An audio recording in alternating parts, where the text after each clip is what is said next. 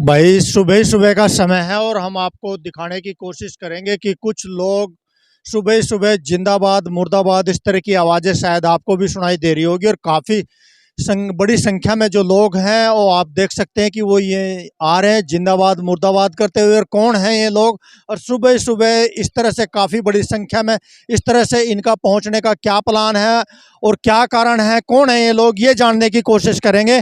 तो आप देख सकते हैं, लेकिन मैं आपको दिखाना चाहूँगा कि जो पुलिस की भी जो टीम है इनके साथ साथ चल रही है और आप देख सकते हैं कि बहुत बड़ी संख्या में जो ये काफ़ी जिंदाबाद मुर्दाबाद इस तरह के। और मैं आपको सबसे बड़ी जो बात है, इनमें महिलाएं भी शामिल हैं। आप देख सकते हैं कि काफ़ी संख्या में जो है वो महिलाएं भी शामिल हैं। आप देख सकते हैं कि लेकिन इनसे मिलकर जानने की कोशिश करेंगे कि कौन लोग हैं और कहाँ से ये लोग, कहाँ लोग ये जा रहे हैं।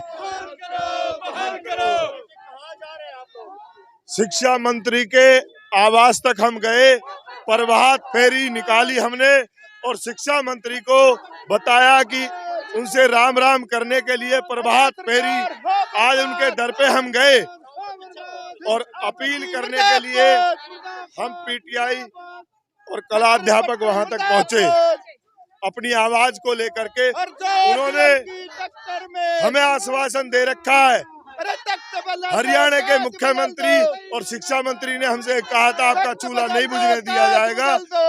हम पीटीआई अपना हक मांगने के लिए उनके दरवाजे पर आज प्रभात फेरी के माध्यम से महिला और पुरुष मिलकर के वहां गए थे और उनसे राम राम करके हम आए हैं और उनके दरवाजे पे अपनी रोजी रोटी और अपने बच्चों का निवाले का हक मांगने के लिए आज हम गए थे।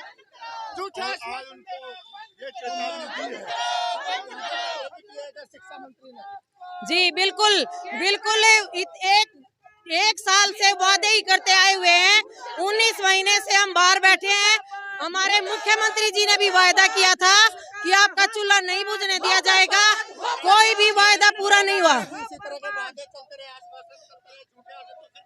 बिल्कुल, हम यहाँ नौकरी लेने के लिए आए हैं। जैसे किसान अपना आंदोलन जीत के आए थे, इसी तरह हम किसान की बेटियां हम यहाँ से नौकरी लेके वापस जाएंगे। शायद आजकल ये तो ये किसानों के बच्चे हैं, हम जैसे किसानों का था तीनों काले कानून वापिस, तो घर वापसी। इसी तरह पीटीआई। नमस्कार, मैं मुकेश स्वामी और आप देख रहे हैं इस समय की जो तस्वीरें हैं वो यमुना नगर के गेस्ट टीचर और ड्राइंग टीचर हैं जो लोग, उनके द्वारा एक प्रभात फेरी की तर्ज पर ये लोग सुबह ही सुबह पहुंच गए। मैं आपको बता दूं कि यमुनानगर की अनाज गंडी में जिस तरह से अंदर गेस्ट टीचर और ड्राइंग टीचर का धरना प्रदर्शन पिछले 3 दिनों से चल रहा था, लेकिन ड्राइंग टीचर ने मिलकर सुबह सुबह ही जब लोग नींद ले रहे थे और उस समय यमुनानगर की स्थानीय पुलिस भी गहरी नींद ले रही थी, तो उस समय प्रभात फेरी निकालने की तर्ज पर उसी अंदाज में यह लोग पहुंच गए हरियाणा शिक्षा मंत्री के निवास स्थान पर।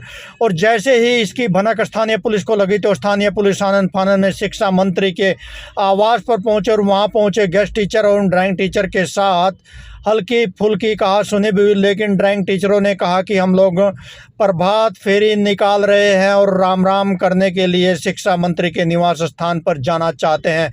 वहां पहुंचकर उन्होंने हरियाणा सरकार मुर्दाबाद और शिक्षा मंत्री मुर्दाबाद के नारे लगाए और उन्होंने अपनी नाराज़गी जताते हुए यह भी कहा कि हरियाणा सरकार के लिए आज आखिरी डेडलाइन है, नहीं तो यह आंदोलन आगे चलकर बड़ा रूप ले सकता है और उसके लिए उन्हें कोई भी कदम अगर उठाना पड़ा तो उसके लिए भी वह बिल्कुल नहीं चूकेंगे। लेकिन जब तक सरकार उनकी मांगों को नहीं मान लेती और तब तक 1983 पीटीआई टीचर को बहाल नहीं कर देती, तब तक यह अनिश्चितकालीन धरने पर इसी तरह बैठे रहेंगे और इसी तरह से हरियाणा सरकार के खिलाफ अपना मोर्चा खोलेंगे। इसी तरह हरियाणा सरकार के शिक्षा मंत्री के खिलाफ मोर्चा खोलते हुए देखिए किस अंदाज में ये गेस्ट टीचर शिक्षा मंत्री के निवास स्थान पर पहुंचे थे। और मैं आपको बता दूं कि जिस तरह से आज इन्होंने एक बहुत बड़ी कामयाबी पाई है और ये लोग सुबह ही सुबह जिस तरह से सुबह दिन निकलने से पहले सुबह जिस समय हल्का अंधेरा ही छाया हुआ था, उस समय ये लोग हरियाणा के शिक्षा मंत्री कंवरपाल गुर्जर के निवास स्थान पर पहुंच गए और मैं आपको बता दूं कि इसकी जो भनक थी शायद पुलिस को नहीं लग पाई और ये लोग अचानक पहुंच गए हर शिक्षा मंत्री के निवास स्थान पर। तो देखिए किस अंदाज में लोग पहुंचे थे, वहां से वापसी आते हुए ये लोग अभी वहां से वापसी करते हुए हैं ये लोग इस समय। 6 अक्टूबर 2020 को आपने वादा किया था कि आपके चूल्हे नहीं बुझने देंगे, और चूल्हे कहाँ मारते हो, कुछ भी नहीं रहा, रोटी रोजी खोज ली है। मुख्यमंत्री को कहते हैं कि हमारी बहन और हमारी बेटियां और हमारे सारे पीटीआई और ड्रैंक साथी यहाँ पर भूखे मरने के कगार पर हैं। मुख्यमंत्री जी, इनका जल्दी से जल्दी चूल्हा जुड़ा दो। मैं मीडिया का धन्यवाद करते हैं कि हमारी बातों को।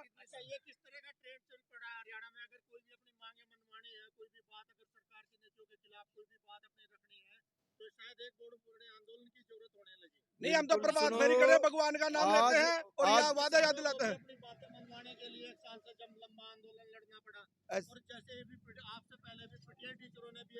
हम पीटीआई हैं जी, हम निर्दोष हैं। एक मिनट रुको, मैं ये बताना चाहता हूँ जी, हम वही पीटीआई हैं जो निर्दोष इस हरियाणा सरकार ने हमारे को निकाला था। गलती भर्ती बोर्ड की थी और खामियाजा भुगतना पड़ा है हमारे पीटीआई साथियों को। हम सरकार को ये आगाह करने के लिए आए हैं कि भाई हमारा जो आपने चूल्हा ना बुझने की जो कसम खाई थी, वादा किया था, उसको पूरा करे, वरना जो आगे की रणनीति होगी बिल्कुल जो उसी के हिसाब से चलेंगे और एक दिन हमारी जीत निश्चित है। इस बात में कोई दो राय नहीं है, क्योंकि हम अपने हक की लड़ाई लड़ रहे हैं। जिस प्रकार से किसानों ने लड़ाई लड़ी, उसी प्रकार से हम भी अपनी लड़ाई लड़ेंगे और अपना हक लेके रहेंगे। तो मैडम, ये जिस तरह किसानों ने तो 1 साल तक अपनी बातें मनवाने के लिए आंदोलन लड़ना पड़ा, हमने 1.5 हो गया भाई। तो आपको अभी क्या लगता है कि आपकी मांगे इतनी आसानी से मानी जाएंगी, और अगर नहीं मानी जाएंगी तो आपका आंदोलन कब तक चलेगा? हमने 1.5 साल हो गया जी किसानों से। 1.5 साल तो आप लोग पहले वैसे नहीं बैठे थे जी, दादरी वाला कांड आप बुला बैठी, हम नहीं वैसे नहीं बैठे थे। दादरी और अभिवाणी को आप भूल नहीं सकते। दोबारा से हम फिर से वही उसी रूप में आ जाएंगे और किसानों से भी बढ़ के आंदोलन करेंगे, अपनी नौकरी वापस लेकर जाएंगे। वैसे नहीं जाएंगे यहाँ से हम, चाहे 1 साल लगो और चाहे 2 लगो और चाहे 3 लगो और चाहे 3 दिन में कर दो। जिस प्रकार से हाँ जी, मैं भी पीटीआई टीचर हैं। हम रोहतक से आए हुए हैं सर, और हम अपनी नौकरी की बहाली के लिए आए हैं। पहले सरकार ने हमें वादा किया था कि हम तुम्हें एडजस्ट करेंगे, तुम्हारा चूल्हा नहीं बुझने देंगे, लेकिन हमने बहुत ज़्यादा इंतज़ार कर लिया। अब हम कोई इंतज़ार नहीं करेंगे, हम आर पार की लड़ाई लड़ेंगे। या तो हमारी नौकरी दे दो, नहीं तो हमें कुछ भी करना पड़े, कहीं पे भी मरना पड़े, हम मरने के लिए तैयार हैं। और हम अपनी नौकरी लेके ही रहेंगे, जाएंगे यमुनानगर से, नहीं तो हम यहीं डटेंगे और यहीं पूरा संघर्ष करेंगे। नौकरी लेके ही हम घर जाएंगे, उससे पहले हम घर नहीं जाएंगे, हमें कुछ भी करना पड़े चाहे। नहीं सर जी, चंडीगढ़ थे, वो चंडीगढ़ बता रहे हैं। नहीं, शिक्षा मंत्री जी नहीं मिले। वो जैसे रूटीन में पूरे हरियाणा के विधायक चंडीगढ़ में होते, उस प्रक्रिया में वो चंडीगढ़ दे। आज हमारा प्रभात फेरी का काम था माननीय शिक्षा मंत्री जी से, हरियाणा सरकार से हम प्रभात फेरी के लिए आए थे।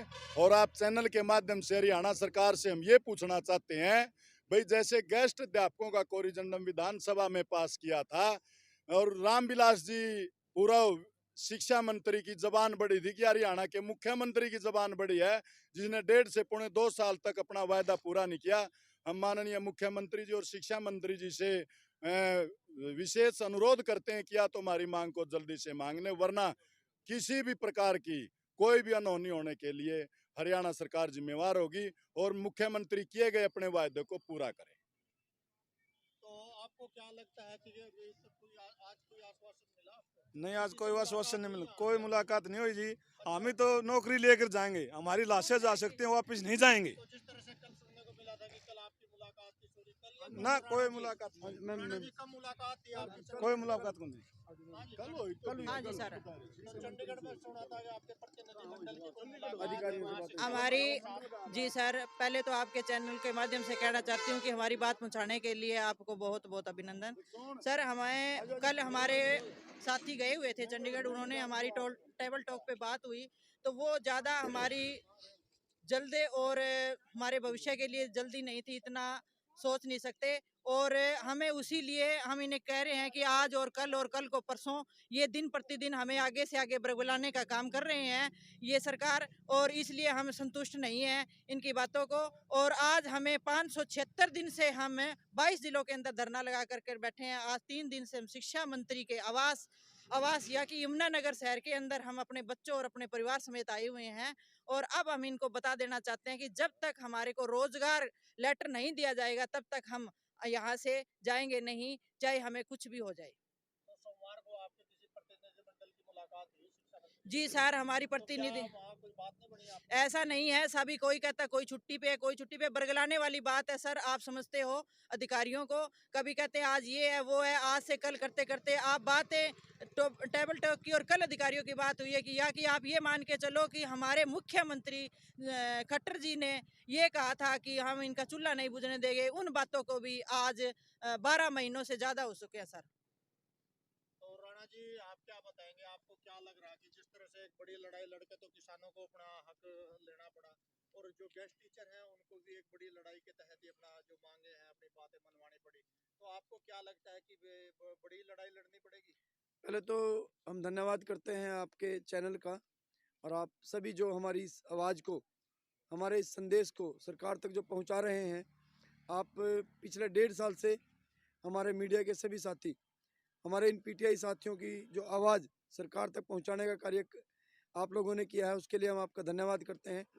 और आज का जो कार्यक्रम हमारे इन 1983 पीटीआईओं ने शिक्षा मंत्री जी के यहाँ प्रभात फेरी के रूप में अपनी जो उपस्थिति उन्होंने दर्ज कराई है कि शिक्षा मंत्री जी, हमारे 1983 पीटीआई साथी आपके इस यमुनानगर शहर में पिछले 3 दिन से अपने परिवार के साथ, अपने बच्चों के साथ जो पड़े हुए हैं सड़कों पे, तो आप जागें और अपनी इन जो सरकार की जो नीतियाँ हैं, कल भी हमारा प्रतिनिधिमंडल मिला था, तो जो सरकार के अधिकारी हैं, अरे हमारे लिए ऐसी कौन सी दिक्कत है, कौन सी कमी है कि हमारे लिए ही सारे अधिकारी, कोई बीमार होता है, किसी को परेशानी होती है, कोई छुट्टी पे होता है, हमारे भी तो बच्चे हैं, हमारे भी परिवार हैं। तो आपको क्या लग रहा है, अभी कोई नियत ठीक नहीं लग रही सरकार? नहीं, नियत ठीक है। सरकार बार बार आश्वासन जो पिछले 1.5 साल से हमें दिए जा रहे हैं, मुख्यमंत्री जी ने, आप कह रहे हैं कि कोई बीमार होने का बहाना कर रहे हैं, कल भी हम हमारे जो साथी चंडीगढ़ गए थे, उन्होंने जो किसी अधिकारी से मिलना था, उन्होंने बताया कि उन अधिकारी की तबीयत खराब है, बीमार है, तो उनके लिए कोई तो पीछे उनके कार्यकर्ता होगा, तो जो भी कार्य करता है अधिकारी, उनको जिम्मेवारी दी जाए। जितनी भी जल्दी से जल्दी हमारे पोर्टल पे जो हमारे एम्प्लॉय आईडी का काम है, जो उसमें कमी है, जो संशोधन करना है, उसको जल्दी से जल्दी करके, जब सरकार बार बार वादा करती है कि हम आपको नौकरी लगाएंगे, रोजगार देंगे, तो आप सरकार, मुख्यमंत्री जी, शिक्षा मंत्री जी अपने वायदे को पूरा करें, हमारे 1983 पीटीआई साथियों की नौकरी को बहाल करें। धन्यवाद आप सभी के चैनल का भी, और इन पीटीआई साथियों का जो संघर्ष है, वो जब तक इनकी नौकरी बहाल नहीं होगी। एक चीज बता दो, हाँ अगर जी। इसी तरह के बहानेबाजी और इसी तरह के झूठे आश्वासन मिलते रहे तो अभी ये इसी तरह से चलता रहेगा जैसे पिछले 1.5 साल से चल रहा है, अभी कोई नई रणनीति? नहीं, पिछले जो 1.5 साल से जो आंदोलन था, वो पिछले हमारे सभी जिलों में चला हुआ था, लेकिन ये जो आंदोलन है वो पूरे हरियाणा का आंदोलन अब यमुनानगर में, यहाँ जगाधरी में जो है वो आ चुका है। पूरे हरियाणा के साथी, हमारे पीटीआई साथी, चाहे वो महिला साथी है, चाहे वो पुरुष साथी हैं, अपने परिवारों के साथ, अपने बच्चों के साथ आप लोग देख रहे हैं कि इस जगाधरी और यमुनानगर शहर में जो है आ चुके हैं। और जब तक हमारी नौकरी बहाल नहीं होगी, हम अपनी नौकरी को यहाँ से बहाल करवा के जाएंगे, नहीं तो हम अपना जो मोर्चा है वो यहीं पर लगा रहेगा, और अपने हक की लड़ाई के लिए हम लड़ते रहेंगे। इस लड़ाई को तेज करने के लिए चाहे हमारे किसान साथी हैं, किसान संगठन साथी है, संयुक्त मोर्चा है, उन सभी साथियों ने हमारा समर्थन किया है, सहयोग किया है, और हमारे जितने भी कर्मचारी संगठन साथी हैं वो भी हमारे बीच में आके यही आश्वासन देके गए हैं कि आपकी नौकरी की बहाली के लिए हम आपके साथ हैं। तो हम अपने किसान और कर्मचारी साथियों से भी अपील भी करते हैं कि वो हमारे आंदोलन में पहले भी हमारे साथ खड़े रहे हैं, और जब भी उनकी आवश्यकता होगी हम अपने आंदोलन के लिए एक कॉल जब भी उनको करेंगे, वो हमारे आंदोलन में हमारे साथ खड़े मिलेंगे। तो मतलब अभी आपको उम्मीद है कि जिस तरह से कई संगठनों ने, किसानों ने आपका समर्थन किया है और आपका साथ देने की जो बात कही है, तो आपको उम्मीद है कि आपकी जो भी जीत है वो निश्चित होगी? बिल्कुल उम्मीद है कि हमारे कल भी हमारे बीच में हमारे किसान साथी भी आए थे, प्रदेश के जो बहुत से पदाधिकारी थे, किसान संगठनों से, और हमारे अध्यापक संघ के जो राज्य प्रधान है वो भी कल हमारे बीच में पहुंचे थे, और अन्य संगठनों के पदाधिकारी भी हमारे बीच में पहले भी आते रहे और कल भी बहुत से साथी हमारे बीच में पहुंचे थे। उन्होंने भी आश्वासन दिया था कि इस हक की और संघर्ष की जो हम लड़ाई अपने लिए, अपनी नौकरी बहाली के लिए लड़ रहे हैं, वो हर तरह से हमारे साथ हैं। जब भी हमें आंदोलन की, संघर्ष की आवश्यकता होगी, वो हमारे साथ कंधे से कंधा मिलाकर हमें हमारे साथ खड़े मिलेंगे।